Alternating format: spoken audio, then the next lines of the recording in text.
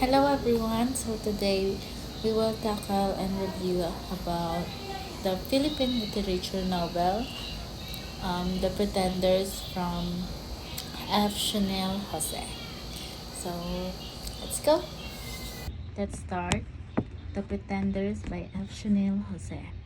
The Pretenders, 1962, a story about Antonio Samson, a poor but intelligent man who marries into a wealthy family, highlighting the conflicts between the elite and the working class.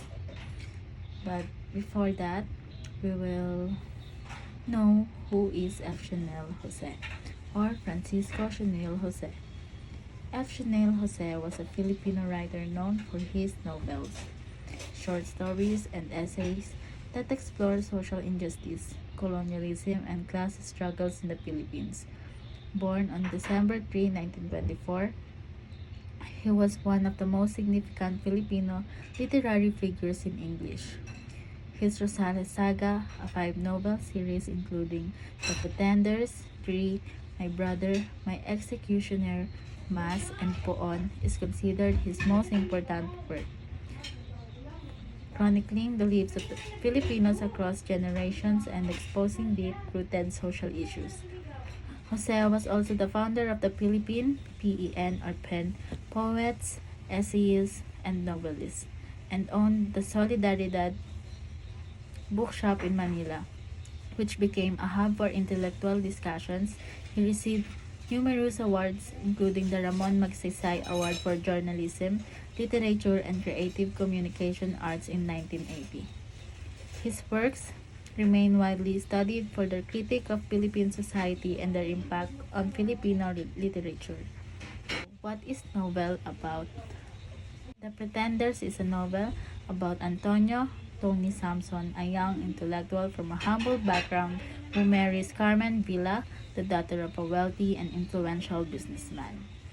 Believing that his marriage will give him a better life, Tony enters the world of the elite only to realize that it is filled with corruptions, hypocrisy, and moral decay.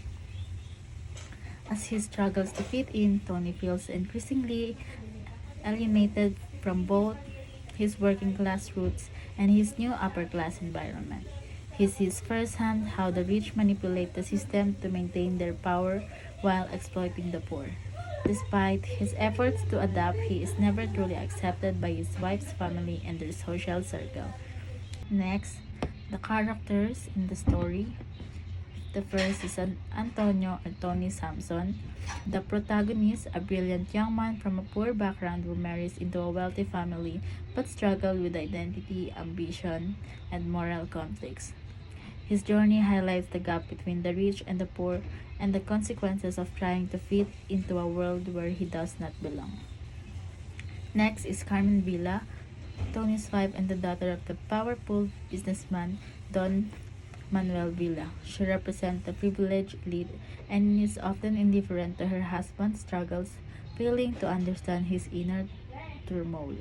Next, Don Manuel Villa, Carmen's father, a wealthy and influential businessman who represents the corruption and greed of the ruling class.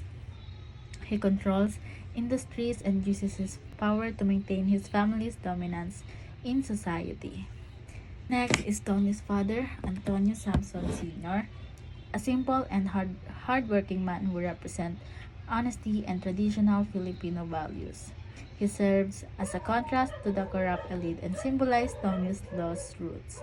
The next one is Dr. Roberto or Bobby Torres, Tony's best friend, who serves as his confidant and provides a different perspective on life. He often warns Tony about the dangers of his ambitions and the moral compromises he is making. Next is Mrs. Villa, Carmen's mother, a traditional aristocratic woman who looks down on Tony due to his lower social status and sees him as unworthy of her daughter. Last is the working class and factory workers. The various unnamed characters represent the oppressed labor force in the novel. They highlight the struggles of the poor and contrast with the lives of the elite. The summary of the story. Antonio, or Tony Sampson, a bright and ambitious young man from a humble background.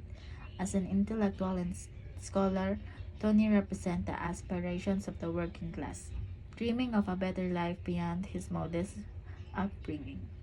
His marriage to Carmen Villa, the daughter of a wealthy and powerful businessman, seems to be his ticket to success. However, Tony soon realized that marrying into a wealth comes at a great cost. As he assimilates into high society, Tony is confronted with the corruption, greed, and hypocrisy of the elite. He struggles to reconcile his values with the morally decaying environment in which he finds himself. The once hopeful and idealistic young man becomes increasingly disillusioned as he witnesses how the rich manipulate the system for their own gain, exploiting the poor and maintaining their dominance over society. Despite his attempts to adapt, Tony never truly feels like he belongs. His inner turmoil deepens as he finds himself trapped between two worlds, his past, which represent honesty and simplicity, and his present, which is filled with materialism and pretension. As his frustration grows, he realized that his dreams of a better future were nothing more than an illusion. In the end, his disillusionment leads him to a tragic fate, symbolizing the crushing weight of societal expectations and the harsh realities of class struggle.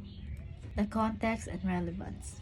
The themes explored the pretenders remain highly relevant, making the novel a powerful reflection of contemporary Filipino society. Social issues. The novel highlights the vast divide between the rich and the poor, exposing the harsh reality that economic mobility is often an illusion. Next, economic issues. The Pretenders shed light on the effects of capitalism and the exploitation of the working class. The rich continue to accumulate wealth at the expense of the laborers who toil under unfair conditions. Next is cultural relevance. The novel explores the Filipino identity crisis, especially the struggle between traditional values and modern influences. Next is 21st century themes. Even decades after its publication, the pretenders remain relevant in today's society.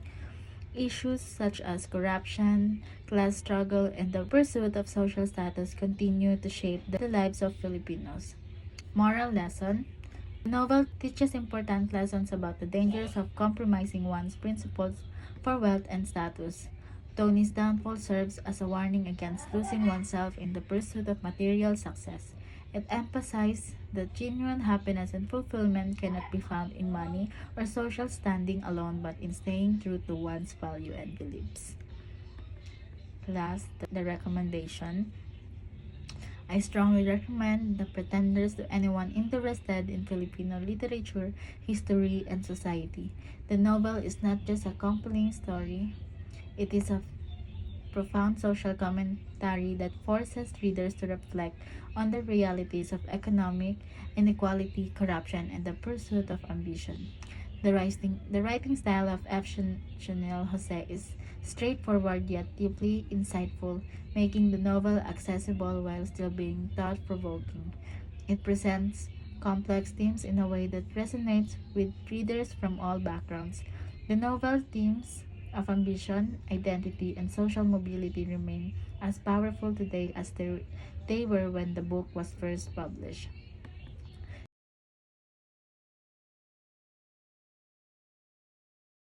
The Pretenders is must read for anyone seeking a deeper understanding of Filipino society, human nature, and the timeless struggles of individuals caught between personal aspiration and societal expectations. It is a novel that stays with you long after you've turned the last page, urging you to question the very foundations of success, identity, and morality.